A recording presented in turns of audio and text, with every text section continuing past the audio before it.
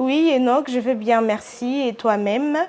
Alors, commençons cette revue avec les journaux parus ce vendredi, le première conclusion de l'enquête sur la mort de Chérubin Okende, présentée jeudi 29 février à Kinshasa. Alors, nous allons commencer.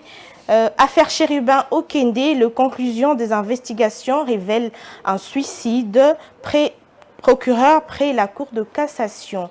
Nous allons ouvrir cette revue avec l'ACP qui rapporte que les enquêtes judiciaires dans l'affaire de l'assassinat de Chérubin Okende à Kinshasa, en République démocratique du Congo, ont conclu un suicide, a affirmé jeudi le procureur général près la Cour de cassation lors d'un point de presse. Chérubin Okende s'est suicidé, a déclaré M. Firmin Vonde Mambou, procureur général près la Cour de cassation.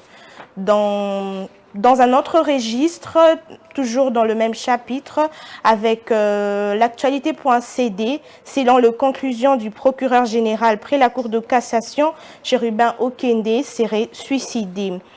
Actualité.cd qui renchérit en titrant « Cependant, la famille Okende, comprenant son épouse, ses parents, ses frères et sœurs, avait annoncé sa décision d'enterrer son corps sans attendre les conclusions du rapport d'autopsie du parquet près le tribunal de grandes instances de Kinshasa-Gombe. Cette décision a été prise à l'issue d'une réunion avec le procureur général près le tribunal de grandes instances de la Gombe le 1er février. Selon l'avocat de la famille, maître Laurent Onyemba, la veuve et les orphelins exprimaient leur déception face à la lenteur de la justice congolaise dans cette affaire qui reste sans conclusion publique après 6 mois d'enquête.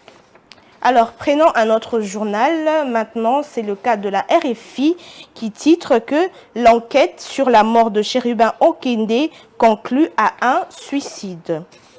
Quant à elle, la RFI renseigne que le ministre de Transport démissionnaire sous le premier quinquennat de Félix Tshisekedi, Chérubin Okende, avait été retrouvé mort dans des circonstances troubles le 13 juillet 2023, assis au volant de sa voiture sur un boulevard de Kinshasa. Immédiatement, les ministres de la Communication et porte-parole du gouvernement, Patrick Mouyaya, ainsi que l'Union européenne avaient dénoncé un assassinat.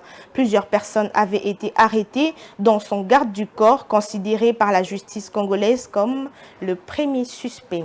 Et clôturons cette revue avec Mediacongo.net qui titre « Suicide de Chérubin Okende, la justice met en garde les relayeurs de mensonges ».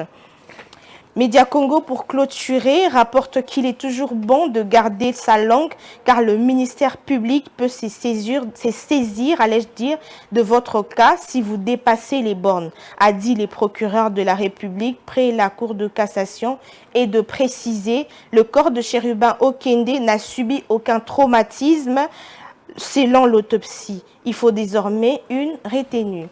Madame, Monsieur, c'était tout pour cette revue de presse. Merci de nous avoir suivis.